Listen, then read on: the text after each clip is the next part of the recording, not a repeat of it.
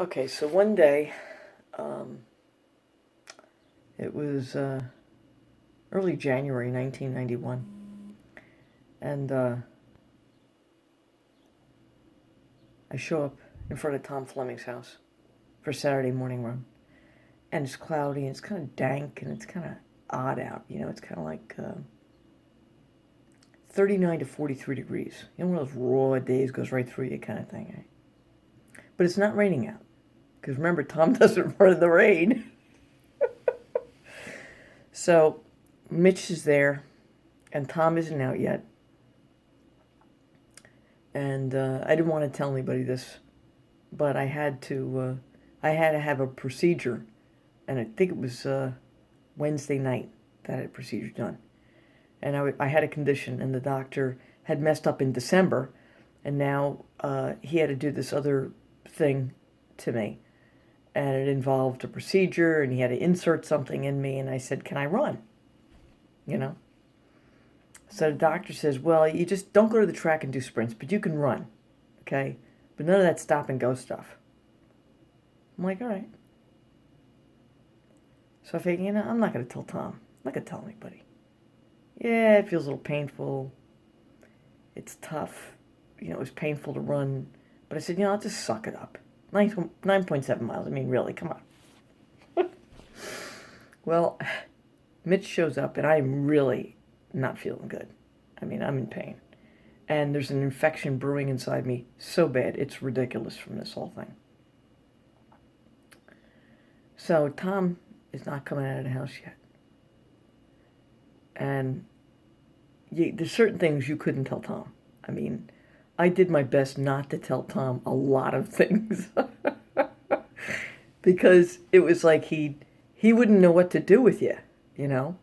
Um, but also it was I didn't want I was already dilapidated. It was before I broke my back, but I already had enough birth defects and stuff. He saw stuff with my left foot, and it was like, okay, I'm not going to tell him anything. So Mitch is out there. Nobody else shows up, and I say to Mitch, I go, "Hey, if I kind of don't feel so good, don't worry about me."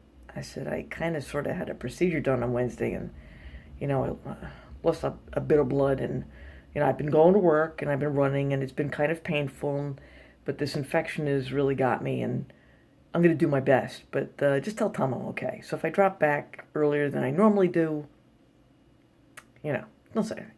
Just tell him I'm fine."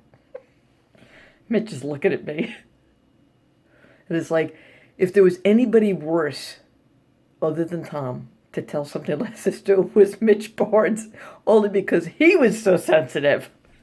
All right, the two of them. All right, but I think it was easier for me to tell Mitch than it was for me to tell Tom. So I do like a little warm up, and then Tom is he comes out and he's ready first. It's like 8:07. All right, a.m. Saturday morning. Nobody else is there. It's just the three of us. We start out, and I'm just sitting with them. Okay. And before I'd been going like a Patriot missile. And Tom notices this. He goes, "Hey, you're not going. Is it?" Because Barry's not here, or. And I'm like, "No, no. It's just, I feel a little chilled this morning. I'm not. Can't warm up, right?" So what happens is, um, pace picks up. And this is what happened on the 9.7 mile run. Always with the guys. If I didn't go out like a Patriot missile, for crying out loud, the pace would just go faster and faster. And you get to 4.7 miles, and then you do. Actually, it was right before then. You do this hill thing. You'd come off of Grove, and you'd make a right hand turn. If anybody remembers this, and you go up the hill, right? You get like this and down, residential area, and then you come back down. And as you were just getting plateaued, you'd make a right-hand turn, and I think that was Bloomfield Avenue, because if you made a left, you'd go into Clifton, and there was a set of lights to your left going down, and there was a shopping center and Route 3 and all that good stuff. So anybody knowing this course would know that. So you didn't go left, you always went right. So make a right, and I try to hold on to, maybe everybody else did too, you try to hold on to the end of that hill, all right? Well, man, running downhill was even more painful. It was like screaming, and I start to like whimper. And Tom had never heard me whimper. And he, and Mitch is looking at me, and they're going like, "You okay?" I'm like, "Yep." I'm hanging on to them like God knows what. So they get, I don't know, it was just before you make another right-hand turn. I can't remember what road that is, but you're coming off of Bloomfield Avenue, you make a right-hand turn, go into a residential area, and then you go a little way, you go maybe a block or two, and then you make a left-hand turn, you got to wiggle, woggle, woggle, and then somehow we ended up on Grove Street or something, I can't remember.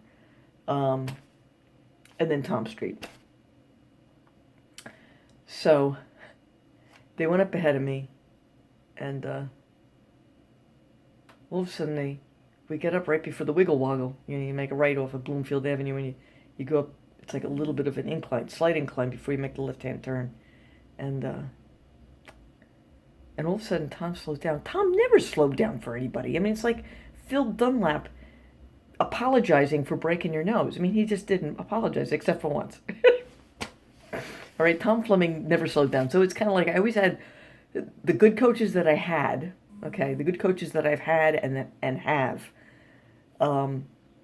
They wouldn't cut you slack in that respect. Like, like Tom wouldn't slow down for you, and Phil will not apologize for you getting an injury like that. Like a broken nose. From him anyway. And it all made sense to me. I mean, I'm sure Jack Scullion had his things. I can't remember. I had to go back and think about that. Anyway. So Tom and Mitch, they slow down. But meanwhile, they were talking and they were ahead. And I could hear them talking, but I couldn't hear anything, so I was in so much pain. It was like, a loud whistle in my ear. The pain was that bad. It was pretty lousy. And they slow down. And Tom goes, "Hey, what's going on?" And I'm like, "Oh my God." And we make the left-hand turn into the residential wiggle-woggle area. And I go, "Oh, Mitch goes, I told him." I'm like, "God, Jesus."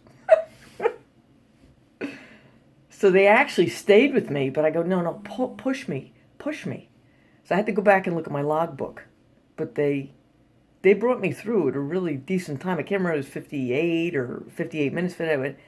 But I was in ridiculous pain, and Tom looked at me at the end when we finished, and he just looked at me and just did one of these things, And so that was, if anybody ever thought that Tom was heartless, he really, really wasn't, It was just his way of finding out who the wimps were.